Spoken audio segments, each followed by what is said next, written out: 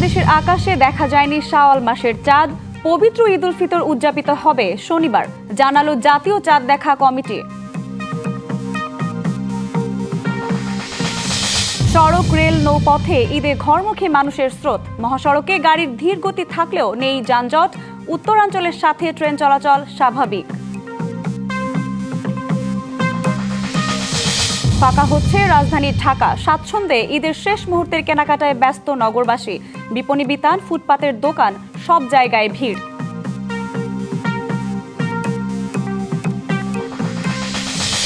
প্রস্তুত জাতীয় ঈদগাহ। জামাতে অংশ নেবেন রাষ্ট্রপতি, প্রধানমন্ত্রী সহ বিশিষ্টজনরা।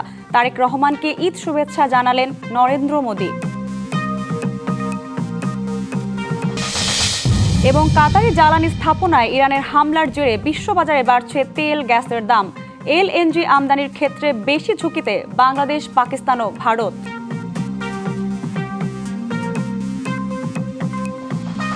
দেশের আকাশে কোথাও শাওয়াল মাসের চাঁদ দেখা যায়নি। শনিবার পবিত্র ঈদ উল ফিতর সন্ধ্যায় ইসলামিক ফাউন্ডেশনের চাঁদ দেখা কমিটির বৈঠক শেষে ধর্মমন্ত্রী কাজী শাহ মোফাজ্জল হোসাইন কায়কোবাদ এ কথা জানান। বলেন, দেশের আকাশে কোথাও চাঁদ দেখা না যাওয়ায় আগামী শনিবার পালিত হবে ঈদ উল ফিতর। ইসলামিক ফাউন্ডেশনের সন্ধ্যায় বৈঠক শেষে দেশ বরেণ্য আলেম ওলামারা অংশ নেন।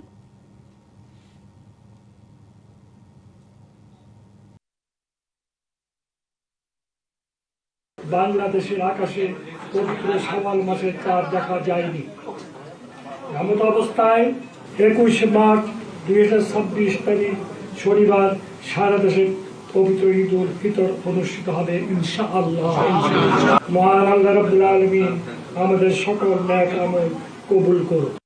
সড়ক পথে ঈদে ঘরমুখী মানুষের চাপ বেড়েছে বাস টার্মিনালে। সকাল থেকে মানুষের চাপ কিছু কম থাকলেও বেলা বাড়ার সাথে সাথে ভিড় বেড়েছে। অতিরিক্ত ভাড়া আদায়, যাত্রী হয়রানি ও টিকিটের কালোবাজারি ঠেকাতে রাজধানীর মহাখালী বাস টার্মিনালে বিশেষ অভিযান চালিয়েছে বিআরটিএ ও আইন শৃঙ্খলা বাহিনী। এ সময় যাত্রীরা অতিরিক্ত ভাড়া আদায়ের অভিযোগ করলেও তার সত্যতা প্রমাণিত পায়নি তারা।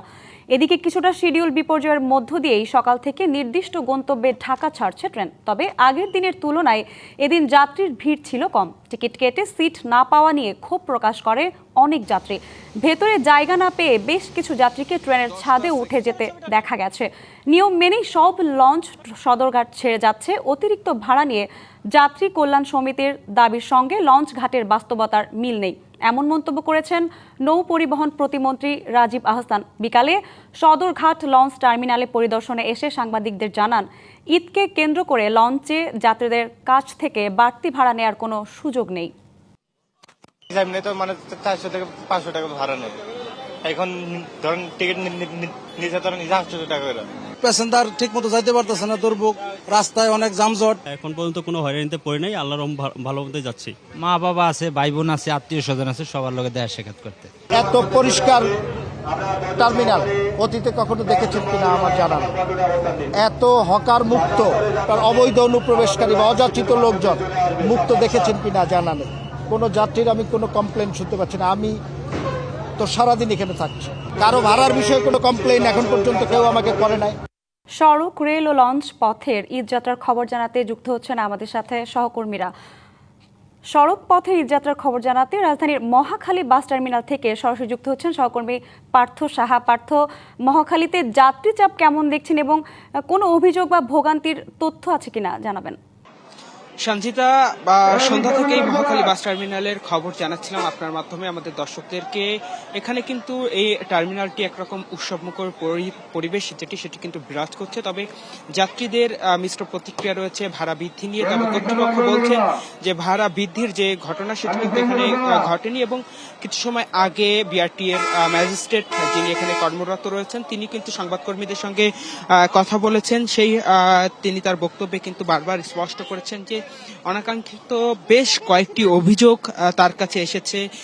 যাত্রী যারা রয়েছেন তারা বলছেন যে সাধারণ সময়ের থেকে বেশি ভাড়া আদায় করা হচ্ছে। তবে তিনি এবং আইন শৃঙ্খলা বাহিনীর সদস্য তারা কিন্তু যে টার্মিনালগুলোতে ভাড়া বৃদ্ধির অভিযোগ ছিল সেই টার্মিনালগুলোতে গিয়ে, সেই কাউন্টারগুলোতে গিয়ে কিন্তু তারা পর্যবেক্ষণ করে তার সত্যতা মেলেনি। একটি মাত্র কাউন্টারে সকাল থেকে এই ভাড়া বৃদ্ধির বিষয়ে সত্যতা মিললে সেখানে কিন্তু অর্থদণ্ডর যে বিষয় সেটি কিন্তু তিনি বলেন। সবশেষ আপনার মাধ্যমে যদি জানিয়ে রাখতে চাই, এই মহাখালী যে বাস টার্মিনালটি রয়েছে এখানে কিন্তু একেবারে সন্ধ্যা থেকে এখন অবধি যাত্রীদের যে উপচে পড়া ভিড় সেটি কিন্তু লক্ষ্য করা যাচ্ছে এবং এই ভোগান্তি, টিকিটের মূল্যবৃদ্ধি এবং রাস্তায় যানজটের সবকিছুকে অতিক্রম করে নারীর টানে বাড়ি ফিরে পরিবার পরিজনের সঙ্গে, বাবা মা, আত্মীয় স্বজন, সন্তানদের সঙ্গে ঈদ পালনের যে চেষ্টা, সেই চেষ্টাই কিন্তু নগরবাসী করছেন এবং সারাটি বছর এই যানজটের নগরী, ইট কাঠ পাথরের যে নগরী সেটি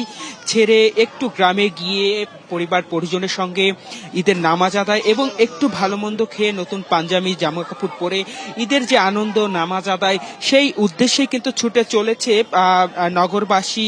তবে এখানে গাড়ির যে সময়টি নির্ধারণ করা ছিল অর্থাৎ টাইম শিডিউল, সেই সময় মতোই কিন্তু চলছে এবং বিশেষ বিবেচনায় রেখে গাড়ি বৃদ্ধির যে বিষয়টি সেটিও কিন্তু কাউন্টার কর্তৃপক্ষ আমাদেরকে জানিয়েছেন, অর্থাৎ স্বাভাবিক সময় যে গাড়িগুলো চলাচল করে তার পাশাপাশি বিশেষ কিছু গাড়িও কিন্তু চলছেন যেন যাত্রীরা কোনো ভোগান্তিতে না পড়েন। সঞ্চিতা, এই ছিল মহাখালী বাস টার্মিনাল থেকে আমার কাছে বর্তমানে সর্বশেষ। পার্থ, ধন্যবাদ আপনাকে। ট্রেনে ঈদ যাত্রার খবর জানাতে ঢাকার বিমানবন্দর স্টেশন থেকে যুক্ত হচ্ছেন সহকর্মী মাহমুদুল হাসান নাজিম। আমাদের জানাচ্ছিলেন পার্থ যে মহাখালী বাস স্ট্যান্ডে অনেক ভিড় রয়েছে যাত্রীর। এই মুহূর্তে আপনি ট্রেনে যাত্রীর চাপ কেমন দেখছেন এবং টিকিট কাটা যাত্রীরা ট্রেনে উঠতে পারছেন কিনা, এবং প্রতি বছরই তো শিডিউল বিপর্যয় হয়, এ বছরও কি এরকম কোনো তথ্য আপনার কাছে রয়েছে কিনা জানাবেন। কাল বাদে পরশু দিনে কিন্তু মুসলিম জাহানের সবচেয়ে বড় ধর্মীয় উৎসব ঈদ উল ফিতর অনুষ্ঠিত হতে যাচ্ছে। শেষ মুহূর্তে যাদের অফিস ছুটি হয়েছে তারাই কিন্তু আজ এবং কাল যাবেন। সব মিলিয়ে কিন্তু যদি ট্রেন যাত্রাটার কথা আমি জানাতে চাচ্ছি, সেটি হচ্ছে ট্রেনের যাত্রা আগের তুলনায় কিন্তু অনেক যাত্রী কমে গেছে। বিশেষ করে লম্বা ছুটির, সরকারি ছুটির কারণে কিন্তু তারা পরিবার পরিজন পাঠিয়ে দিয়েছেন এবং শেষ মুহূর্তে যাদের ব্যবসা প্রতিষ্ঠান সহ বেসরকারি যে প্রতিষ্ঠানগুলো রয়েছে তাদের ছুটি হয়েছে। সব মিলিয়ে এখন আমি যদি দুই একজন জানার চেষ্টা করব আসলে এত ধাক্কাধাক্কি এবং অনেক কষ্ট করে আপনারা পরিবার পরিজন নিয়ে যখন দেশের যাচ্ছেন ঈদ করার জন্য, আসলে যাওয়ার উদ্দেশ্যটা কি যদি একটু বলবেন। এতদিন পরে পরিবারের সাথে বছরে দুইটা ঈদে মনে করেন যে আমাদের সময় হয় কাজের ইয়েতে, মনে করেন যে ছুটি পাই না, হয়তো এই একটা সময় মনে করেন যে আমরা মনে করেন যে একটা লম্বা ছুটি পাই, এই ছুটিটা কাটানোর জন্য পরিবারের সাথে এখানে যাওয়া। তো সব মিলিয়ে পরিবার নিয়ে যাচ্ছেন, আসলে ট্রেনের কোনো ভোগান্তি, তারা নির্ধারিত কোনো সময় ট্রেন আসবে বলে এরকম হয়েছে কিনা? এরকম এখন পর্যন্ত এরকম কোনো সিচুয়েশন হয় নাই। তো আমরা আরেকজন দর্শকের কাছে জানতে চাইবো, আসলে যারা বাড়ি যাওয়ার জন্য আসলে বিমানবন্দর অবস্থান করছেন, এখন সব মিলিয়ে যে আপনি ট্রেনের টিকিট কেটেছেন সেই ক্ষেত্রে সিট পাচ্ছেন কিনা, এই ধরনের ট্রেন নির্ধারিত সময় আসছে কিনা, অতিরিক্ত ভাড়া কেটেছে কিনা, এই বিষয়ে কোনো আপনার কাছে কোনো কি জবাব আছে? না, আমরা বর্তমানে টিকিট কাটার পর থেকে এখন পর্যন্ত মানে কোনো রকম কোনো সমস্যা পাই নাই। যথাসময়ে ট্রেন আসবে এবং পূর্বের যে ট্রেনগুলো যথাসময়ে চলে গিয়েছে, আমরা আমাদের ট্রেনটাও আশা করি যথাসময়ে পাবো বলে আশা করি। এই কষ্ট করে রাতের বেলা ধাক্কাধাক্কি করে অনেক কষ্ট করে ট্রেনে উঠতে হচ্ছে, সেই ক্ষেত্রে আসলে এই যে ভোগান্তিটা হচ্ছে, সেই সব মিলিয়ে আসলে কষ্টটা করার কারণটা কি? দীর্ঘদিন পরে পরিবারের সাথে আমরা ঈদ করব, আমাদের এই সামান্য কষ্টটুকু আমরা মেনে নিয়েছি, সেজন্য আমরা কোনো কিছু মনে করতেছি না। আমরা আমাদের সঞ্জিদা, আসলে যেমনটি শুনছিলেন তারা বলছিলেন যে যতই কষ্ট হোক পরিবারের সঙ্গে যখন একত্রে দেখা হবে, পরিবার পরিজন সবার সঙ্গে তাদের একাত্ম সময় কাটবে, অর্থাৎ দুঃখ কষ্ট আসলে এই শহরে থাকে, কংক্রিটের শহরে থাকার কারণে তারা আসলে অনেকটাই সুযোগটি হয়নি। ঈদকে ঘিরে কিন্তু তাদের মধ্যে একটা এই ধরনের পরিবেশ তৈরি হচ্ছে। তো সব মিলে এই বিমানবন্দর রেল স্টেশনের এইখানকার অবস্থা ছিল আমার কাছে। সঞ্জিদা, ধন্যবাদ নাজিব আপনাকে। ঈদের ছুটিতে রাজধানী ছাড়ছে নগরবাসী। বাস ও ট্রেনের মতো যাত্রী চাপ বেড়েছে সদরঘাট লঞ্চ টার্মিনালেও। এ নিয়ে আরও জানাতে সরাসরি যুক্ত আছেন সহকর্মী লিটন মাহমুদ। লিটন, আমরা জানছিলাম বাসে ট্রেনের যাত্রীর চাপ এবং শিডিউল সম্পর্কে, আপনি জানাবেন লঞ্চে যাত্রী চাপ কেমন দেখছেন, এবং গতকাল আমরা জানি একটি অনাকাঙ্ক্ষিত দুর্ঘটনা ঘটে গেছে, এরপর যাত্রীদের নিরাপত্তায় বিশেষ কোনো উদ্যোগ আপনার চোখে পড়েছে কিনা জানাবেন। সঞ্জিদা, এই মুহূর্তে সদরঘাটে যদি বলতে হয় তেমন যাত্রীর যে চাপ সেটি কিন্তু নেই, এবং একরকম নিরাপদে স্বাচ্ছন্দ্যে কিন্তু যারা যাত্রী রয়েছেন তারা কিন্তু প্রিয়জনদের সঙ্গে ঈদ আনন্দ ভাগাভাগি করে নিতে রাজধানী ছাড়ছেন। আপনি জানেন যে সকাল থেকে সদরঘাট লঞ্চ টার্মিনালে যাত্রীদের উপচে পড়া ভিড় থাকলেও বেলা বাড়ার সঙ্গে সঙ্গে সেই ভিড় কিন্তু অনেকটাই কমতে থাকে। এখন যদি আমরা একটু দেখাতে চাই, পল্টুনগুলো কিন্তু অনেকটাই ফাঁকা ফাঁকা এবং যাত্রী কিন্তু তেমন একটা নেই, বা যাত্রীর যে চাপ ঈদ মৌসুমে থাকার কথা সেই চাপটি কিন্তু এখন দক্ষিণ অঞ্চলের যে নৌ রুটগুলো রয়েছে সেখানে তেমনভাবে নেই। ইতিমধ্যেই সদরঘাট লঞ্চ টার্মিনাল থেকে প্রায় শতাধিক লঞ্চ 50 থেকে 60 হাজার যাত্রী নিয়ে দক্ষিণ অঞ্চলের বিভিন্ন রুটে কিন্তু ছেড়ে গেছেন এবং এখনও প্রায় 20 থেকে 30টি লঞ্চ বিভিন্ন গন্তব্যে ছেড়ে যাবার অপেক্ষায় রয়েছেন। আমরা কথা বলেছিলাম যাত্রীদের সঙ্গে, তারা যেটি বলছেন যে যাত্রী চাপ না থাকায় তারা স্বাচ্ছন্দ্যে ফিরতে পারছেন। তবে অনেকেই যাত্রীরা অভিযোগ করছেন বেশ কয়েকটি রুটে আসলে লঞ্চ নির্ধারিত যেটি থাকবার কথা সেটি না থাকায় তারা কিন্তু পল্টনে অপেক্ষা করছেন এবং লঞ্চ না পাওয়ায় তারা কিন্তু বিড়ম্বনায় পড়েছেন, দুর্ভোগে পড়েছেন, এমনটি তারা জানিয়েছেন। তারা বলছেন যে এই যে ব্যবস্থাপনা যেটি তদারকি করবার কথা বিআইডব্লিউটির সেটি তারা করছেন না, যে কারণে তাদেরকে খোলা আকাশের নিচে পল্টনেই অপেক্ষা করতে হচ্ছে। এই সকল অভিযোগের বিষয়ে আমরা কথা বলেছি বিআইডব্লিউটির যারা দায়িত্বপ্রাপ্ত কর্মকর্তা রয়েছেন তাদের সঙ্গে। তারা যেটি বলছেন যে নির্ধারিত ওই সকল রুটগুলোতে আসলে আগে ভাগেই যে নির্ধারিত সময় রয়েছে সেই সময়ে লঞ্চ ছেড়ে যাওয়ায় এখন নতুন করে ওই রুটে আর কোনো লঞ্চ না থাকায় তারা কিন্তু আসলে এখন নতুন করে সেই রুটগুলোতে কোনো জাহাজ বা লঞ্চ দিতে পারছেন না। এদিকে দেরি করে অর্থাৎ যথাসময়ে পল্টন থেকে লঞ্চ ছেড়ে না যাওয়ায় 3টি লঞ্চকে কিন্তু 70,000 টাকা জরিমানা করেছে বিআইডব্লিউটি এর ভ্রাম্যমাণ আদালত। এবং লঞ্চ দুর্ঘটনায় গতকালকে যে নিহত হয়েছে একই পরিবারের 2 জন, সেই ঘটনায় ঘাতক যে জাকির সম্রাট 3 লঞ্চটি রয়েছে তার চালক সহ 5 জনকে গ্রেপ্তার করেছে নৌ পুলিশ। তো এই ছিল সদরঘাট থেকে সর্বশেষ তথ্য। সানজিদা। লিটন, ধন্যবাদ আপনাকে। ঈদের ছুটিতে প্রিয়জনদের সঙ্গে আনন্দ ভাগাভাগি করতে গ্রামের বাড়ি ছুটছেন কর্মজীবী মানুষ। মহাসড়কে কোথাও কোথাও ধীর গতিতে চলছে গাড়ি, আছে গণপরিবহন সংকট আর বেশি ভাড়া নেয়ার অভিযোগ। ঢাকা টাঙ্গাইল যমুনা সেতু মহাসড়কে যানবাহনের চাপ থাকলেও নেই জট, তবে মাঝে মাঝেই দেখা যাচ্ছে যানবাহনের ধীর গতি। সাভারে যানজটের ভোগান্তি না থাকলেও বাস স্ট্যান্ড এলাকায় যাত্রী ওঠানামার জন্য গাড়ির কিছুটা ধীর গতি আছে, তবে অনেকেই গণপরিবহন সংকটে ঝুঁকি নিয়ে ট্রাকে করে যাচ্ছেন গন্তব্যে। এছাড়া গণপরিবহন সংকট ও অতিরিক্ত ভাড়া আদায়ের অভিযোগ করছেন যাত্রীরা। এদিকে গাজীপুরের চন্দ্রায় দেখা গেছে যানবাহনের ধীর গতি, মহাসড়কের চন্দ্রা অংশ পার হতে লেগে যাচ্ছে ঘণ্টা খানেক। শেষ সময়ের ঈদ যাত্রায় ঢাকা টাঙ্গাইল ও ঢাকা ময়মনসিংহ মহাসড়কে গাড়ির চাপ একদমই কমে এসেছে, তবে কাউন্টার ও বাস স্টপেজগুলোতে যাত্রী থাকলেও নেই পর্যাপ্ত গাড়ি। গাজীপুরের সবশেষ পরিস্থিতি জানাতে সরাসরি যুক্ত হচ্ছেন সহকর্মী মাহমুদা শিকদার। মাহমুদা, কি দেখছেন মহাসড়কের চিত্র এবং সেখানে কোনো অভিযোগ আপনার কাছে এসেছে কিনা জানাবেন।